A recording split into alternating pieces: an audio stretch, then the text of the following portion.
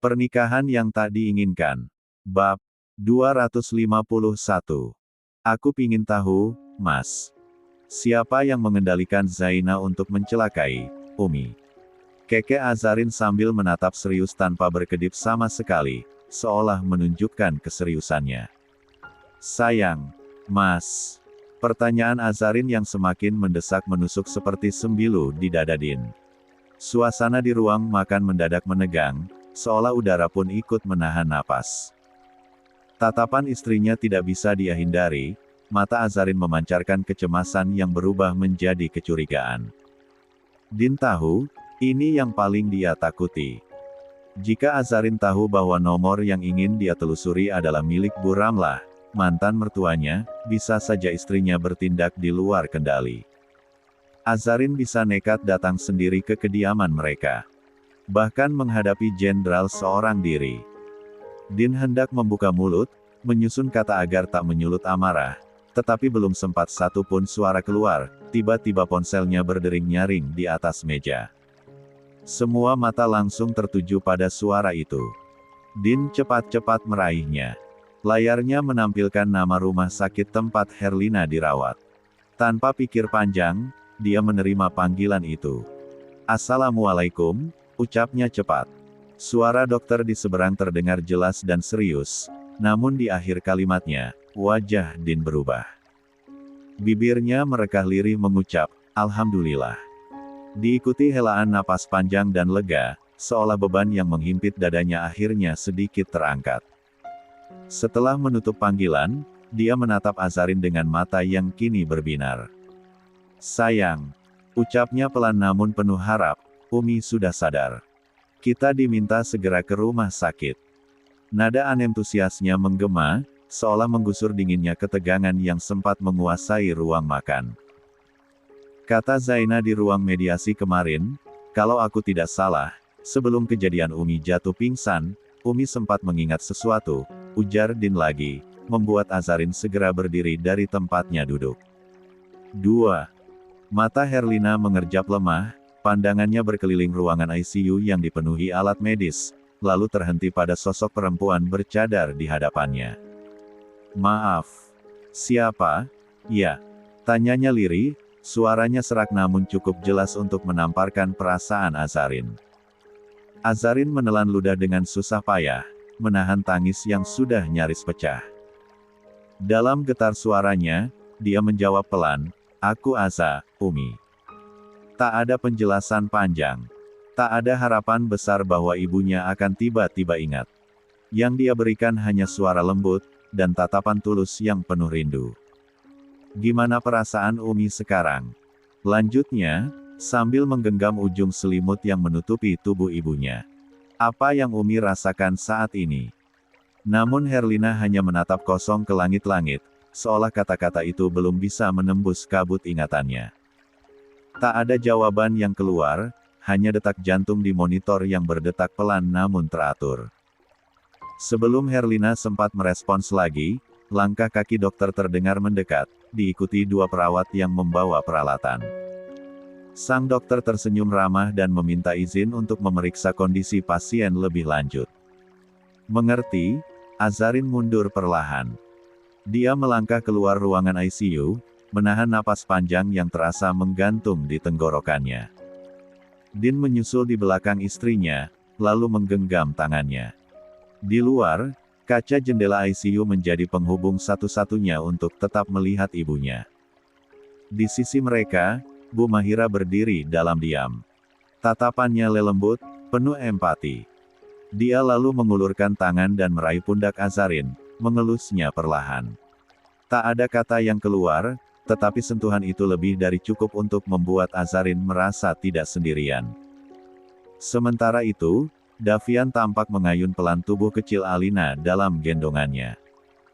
Gadis kecil itu tertidur di bahunya, tak menyadari ketegangan dan luka-luka yang melingkupi orang-orang di sekitarnya. Hening sejenak menyelimuti koridor rumah sakit.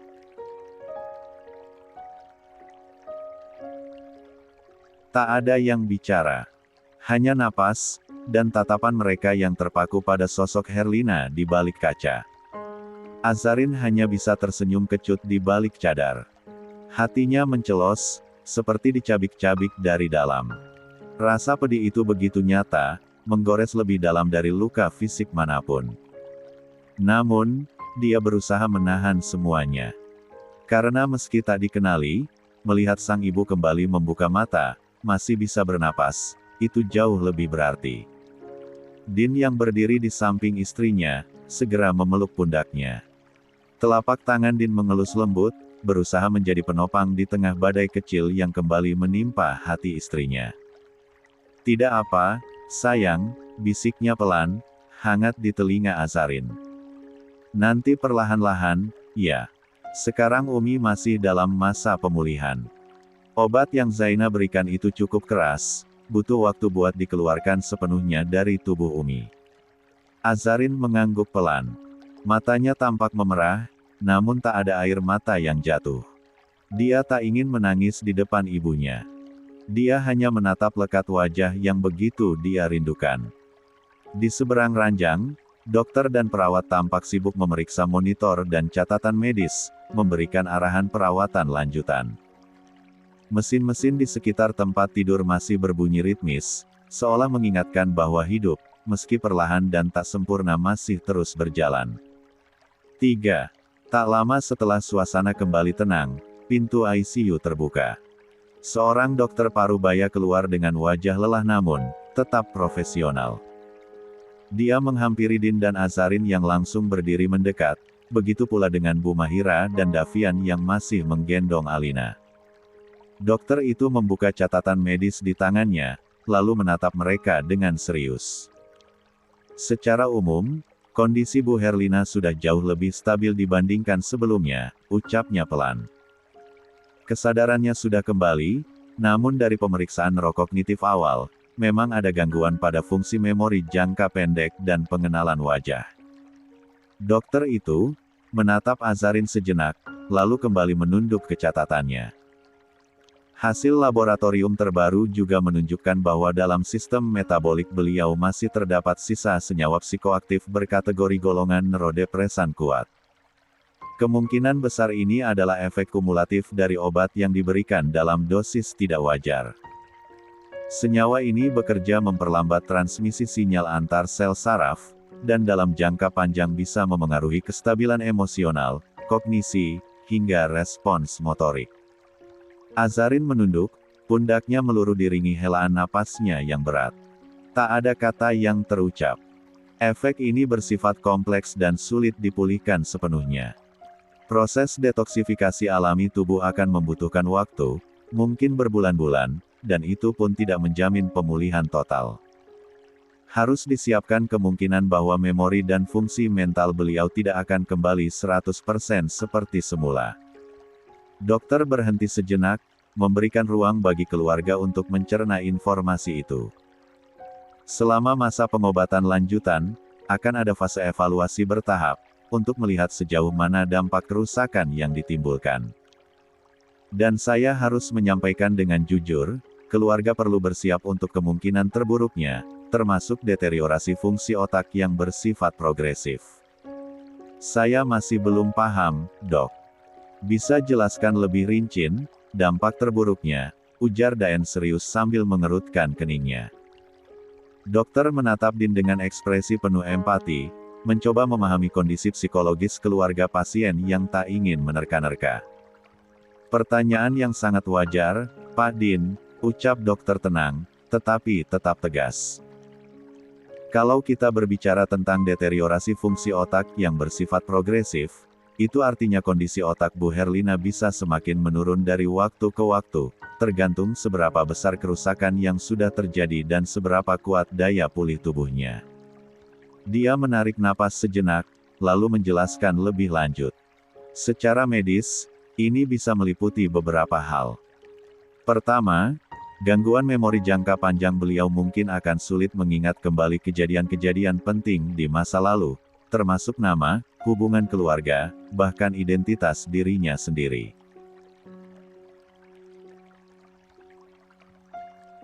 Din menunduk pelan. Azarin hanya diam, dan kini beralih menatap lurus ke kaca ICU. Kedua, gangguan orientasi dan kognitif. Bu Herlina bisa saja mengalami kebingungan terhadap waktu, tempat, atau situasi. Bisa terjadi halusinasi, disorientasi, atau bahkan paranoid. Dia mungkin akan sulit membedakan mana kenyataan, mana ilusi. Kemudian, dampak motorik. Fungsi gerak juga bisa terganggu. Misalnya, menjadi lebih lamban, kehilangan keseimbangan, bahkan kesulitan menggerakkan anggota tubuh secara terkoordinasi. Pada beberapa kasus, terjadi gangguan bicara atau ekspresi wajah yang kaku. Suara dokter mulai melembut, agar tak membuat semua orang makin terkejut. Yang terburuk, bila kerusakan mencapai area vital di otak, fungsi tubuh dasar seperti menelan, bernapas. 4. Atau detak jantung bisa terganggu. Tapi itu skenario ekstrim, dan kita belum bisa menyimpulkan sekarang. Yang bisa kita lakukan adalah terapi berkelanjutan, pengawasan ketat, dan tentu dukungan keluarga yang sabar dan penuh cinta. Din mengangguk pelan, meski wajahnya tampak semakin menegang. Azarin menunduk, air matanya jatuh diam-diam. Dia tak sanggup membayangkan ibunya, yang dulu begitu kuat dan anggun, bisa kehilangan segalanya, bahkan dirinya sendiri. Hening merayap perlahan. Din meraih tangan istrinya, menggenggamnya erat. Sementara itu, Bu Mahira menutup mulutnya pelan, menahan gejolak yang bergemuruh di dadanya. Davian sendiri hanya mengatupkan rahangnya, mengelus pelan punggung Alina yang masih tertidur dalam pelukannya. Sebelum dokter berpamitan, Din masih tampak belum tenang. Dia melangkah satu kali lebih dekat, lalu bertanya dengan suara pelan namun mantap, seolah menyimpan segudang kekhawatiran yang belum terjawab. "Dok, kalau begitu, apa saja yang harus kami lakukan sekarang? Maksud saya, sebagai keluarga, langkah-langkah apa yang bisa kami tempuh untuk membantu ibu kami?" Dokter menoleh dengan lembut, kemudian mengangguk kecil sebelum menjawab. "Untuk kondisi seperti ini, yang pertama dan paling utama adalah menciptakan lingkungan yang stabil secara emosional dan mental. Artinya, hindari tekanan, suara keras, atau konflik yang bisa memicu stres pada pasien." Dokter melanjutkan dengan nada terstruktur, namun hangat. Kedua, dukungan psikologis. Meski Bu Herlina tidak mengenali atau merespons seperti sebelumnya, tetap ajak bicara. Ceritakan hal-hal sederhana, ulangi nama-nama keluarga, tunjukkan foto-foto, atau putarkan suara yang familiar. Itu akan membantu stimulasi otaknya. Pandangan Azarin beralih menatap dokter dengan mata memerah, namun mendengarkan saksama. Ketiga, ikuti seluruh terapi medis yang akan kami jadwalkan. Termasuk fisioterapi, terapi bicara, dan evaluasi neurologis secara berkala. Jangan putus di tengah jalan, karena kemajuan sekecil apapun bisa sangat berarti. Din mengangguk pelan. Dan terakhir, persiapkan diri untuk segala kemungkinan. Termasuk merawat beliau secara total jika suatu hari kehilangan kemampuan motorik. Ini bukan soal seberapa besar kerusakan yang ada, tapi seberapa konsisten kita memberi cinta dan harapan. Dokter menatap satu persatu wajah mereka, Azarin, Din, Bu Mahira, dan Davian yang masih menggendong Alina dengan wajah murung. "Jangan pernah anggap keajaiban itu mustahil," ucapnya pelan, penuh makna. "Yang kami berikan di sini adalah upaya medis. Tapi yang menyembuhkan sejatinya bukan hanya ilmu, melainkan kekuatan dari rumah ini, kekuatan dari hati kalian." Dokter pun berpamitan dengan sopanem, meninggalkan ruangan itu bersama suara langkah kakinya yang memudar di lorong. Begitu pintu tertutup kembali, keheningan menyelimuti ruangan seperti kabut tebal yang enggan menghilang. Tak ada yang berbicara, hanya desahan napas dan detak waktu yang terasa lambat. Din menoleh pelan ke arah Azarin. Wajah istrinya tertunduk, namun tak ada air mata yang jatuh.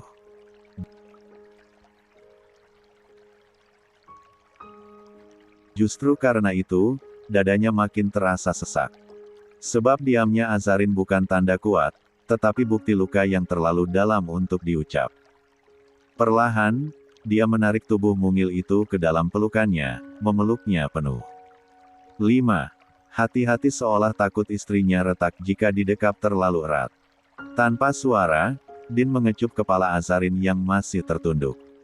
Hembusan napasnya turun perlahan ke kepala istrinya, penuh kasih dan rasa bersalah yang tertahan.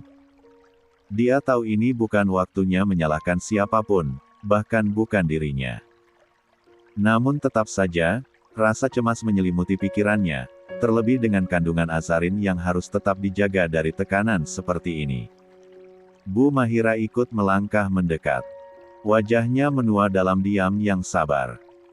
Tanpa berkata sepatah kata pun, dia menyentuhkan tangannya ke pundak Azarin, mengusap perlahan dengan gerakan lembut yang membawa kehangatan seperti pelita dalam gelap. Dia tahu, dalam kondisi seperti ini, tak ada kalimat yang mampu meredakan luka. Yang dibutuhkan Azarin bukan petuah panjang atau pelukan dramatis, tetapi ketenangan, kehadiran, dan rasa aman. Azarin tetap diam. Tidak menangis, tidak mengeluh. Namun, tubuhnya bersandar lebih berat di dada Din, seolah mengalihkan sedikit saja beban yang menghimpitnya. Din menutup mata sejenak, lalu berbisik, "Kalau kamu mau nangis, gak usah ditahan, sayang. Gak apa-apa. Kamu gak harus kuat terus." Dia mengecup pelipis Azarin dengan lembut, lalu melanjutkan. "Aku tahu semuanya berat. Tapi kamu gak sendiri, ya. Kamu punya aku. Mau kamu lemah, marah, hancur sekalipun, aku akan tetap di sini." Perlahan Din merasakan betapa tegangnya bahu istrinya, seolah menahan gemuruh dalam dada yang tak mampu dia lepaskan. Dalam keheningan itu, Din kembali membisik dengan suara rendah, penuh empati dan kasih yang nyaris membekukan waktu. "Sayang, ingat, di dalam perutmu, ada anak kita yang ikut merasakan semuanya. Kalau kamu sesak, dia juga akan sesak.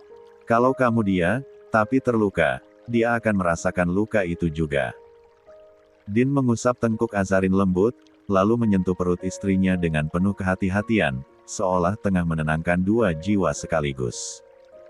"Jadi kalau kamu sakit, menangislah. Jangan tahan. Aku akan tetap memelukmu sampai kamu bisa tenang lagi." Tak butuh waktu lama setelah kalimat itu terucap, tubuh Azarin mulai bergetar hebat dalam pelukan Din. Tangisnya pecah tertahan, namun dalam. Dadanya naik turun cepat, sesekali tercekat di ujung napas yang tak sempat diatur. Din tetap memeluk erat. Dengan sabar, dia mengelus kepala Azarin yang kini tersandar lemah di bahunya. Dia pun perlahan menarik cadar istrinya ke bawah, membiarkan udara leluasa masuk ke hidung Azarin, lalu dengan tangan satunya, dia menutupi sebagian wajah istrinya dari pandangan orang lain, melindungi Azarin dari tatapan simpati yang tak dia butuhkan saat ini. Cukup 1 jam lebih berlalu sejak tangis Azarin mereda. Wajahnya masih sedikit sembab, namun kini tampak lebih tenang. Din menggenggam tangan Azarin dengan lembut, sambil menatap dengan lekat wajah istrinya yang kini sudah berbalut cadar. "Kamu masih mau gak kalau Mas aja cek kandungan?" tanya Din berhati-hati, khawatir jika istrinya masih ingin berdiam diri di depan ICU. Azarin menoleh sejenak, tampak berpikir sebelum akhirnya mengangguk pelan. Dia memang sudah berniat memeriksakan kandungannya hari ini, tetapi kondisi Umi tadi nyaris menggugurkan niat itu. Bu Mahira dan Davian ikut menemani keduanya menuju poli kandungan. Tempat Herlina dirawat sementara tak bisa dijaga dari dalam, jadi mereka pun memanfaatkan waktu luang untuk memastikan kondisi kehamilan Azarin. Sebuah keputusan kecil, di tengah badai besar yang tengah menimpa keluarga mereka. Tak lama menunggu di ruang tunggu, nama Azarin dipanggil. Din langsung berdiri dan menggandeng 6 tangan istrinya, memasuki ruang pemeriksaan. Senyum ramah dokter kandungan menyambut mereka. "Selamat pagi, Ibu Azarin." "Pagi, Dok," balas keduanya dengan kompak. "Baru, ya ke sini?" tanyanya sambil membaca berkas rekam medik Azarin. Keduanya pun kompak mengangguk sambil tersenyum, hanya saja senyuman Azarin tertutupi kain cadar. Setelah menjawab sejumlah pertanyaan medis seputar usia kehamilan, riwayat kesehatan, hingga keluhan fisik yang dirasakan Azarin, dokter pun mempersilakan Azarin berbaring. Dengan bantuan Din, tubuh mungil itu direbahkan di atas tempat tidur pemeriksaan. Jari Din menenangkan dengan mengusap lembut punggung tangan istrinya, mencoba memindahkan ketenangan dari dirinya kepada Azarin. Gel dingin ditekan lembut ke kulit perut Azarin. Sontak, layar monitor menampilkan gambar hitam putih penuh sinyal dan garis samar yang berdenyut. Detik-detik yang mendebarkan pun dimulai. Azarin menatap layar dengan penuh tanya, tangannya menggenggam erat jari Din. Jelas sekali reaksi tubuh Azarin begitu gugup, membuat dokter pun tersenyum. Tenang, Bu. Napas perlahan ya, rilekskan tubuhnya. Aku gugup, Dok. Lirih Azarin merasa malu. Din pun mengeluarkan ponsel, bersiap mengabadikan detik yang telah lama dia nantikan. Pandangannya tak lepas dari layar monitor, meski tangannya yang lain tak sedikit pun berpindah dari kepala Azarin yang dielus. Sementara dokter pun terus mengarahkan probe USG dengan penuh kelembutan, raut wajahnya pun perlahan menegang, membuat Azarin dan Din ikut merasakan ketegangan luar biasa di ruangan tersebut. Dingin AC tidak lagi terasa di tubuh. Hingga tak terasa hampir 30 menit berada di dalam, Azarin akhirnya menyelesaikan pemeriksaan. Namun, saat pintu ruang pemeriksaan terbuka, langkah Azarin tampak pelan dan ragu. Tubuhnya seperti kehilangan arah, matanya merah sembab, dan wajahnya pucat, seakan baru keluar dari ruangan yang menyimpan kenyataan pahit. Di belakangnya, Din menyusul dengan wajah muram, namun berusaha tetap tenang. Namun, dari sorot matanya, ada guncangan hebat yang dia sembunyikan. Davian yang duduk sambil memangku Alina langsung berdiri. Gerak tubuh kakaknya dan Azarin tidak mencerminkan kebahagiaan setelah pemeriksaan kehamilan. Tak ada senyum. Tak ada antusiasme. Hanya keheningan dan tatapan kosong. Bu Mahira yang semula duduk tenang dan berzikir, ikut bangkit berdiri. Matanya menatap lekat wajah menantunya yang semakin dekat, memeluk sesuatu yang tak terlihat, seolah sedang menggendong luka. Azarin berjalan cepat ke arahnya lalu tiba-tiba memeluknya erat. Tubuhnya bergetar, bahunya naik turun, dan isaknya terdengar pelan namun menyayat. Aza, kenapa? Nak. Suara Bu Mahira lirih, nyaris tak terdengar. Namun, tak ada jawaban. Hanya pelukan yang menguat, dan tangis yang tak bisa disembunyikan. Davian melangkah mendekat, memicingkan mata melihat ekspresi murung sang kakak ipar dan wajah kakaknya sendiri yang tak kalah sendu. Bang, ini kenapa? Ada masalah? Tanyanya pelan, namun tak berani mendekat terlalu jauh. Tak satu pun menjawab. Din hanya memejamkan mata sejenak, menarik napas dalam-dalam, seolah menahan sesuatu yang tak ingin dia lepaskan di depan orang lain. Detik-detik itu seperti waktu yang membeku. Detak jantung terdengar lebih nyaring dari suara siapapun. Wajah cemas Bu Mahira dan dahi berkerut Davian menjadi saksi, bahwa mereka benar-benar tak tahu harus. 7. Menebak ini kabar duka, atau justru sesuatu yang lain. Yang pasti, bukan wajah bahagia yang mereka lihat. Bukan senyuman yang biasanya muncul saat mendengar kabar tentang kehidupan baru. Aza, ada apa, Nak? Jangan buat ibu takut. Mata tuannya menatap penuh cemas pada Din yang kini berdiri diam tak jauh dari mereka. Alina yang baru bangun tidur dan belum begitu paham, mengerutkan dahi kecilnya dan bertanya polos, kenapa Bunda nangis? Ayah jahat lagi, iya. Din tersentak, segera melangkah mendekat dan tanpa banyak kata langsung memeluk Davian dan Alina sekaligus. Kepalanya tertunduk, namun tangisnya ikut luruh, walau tak diiringi suara isak.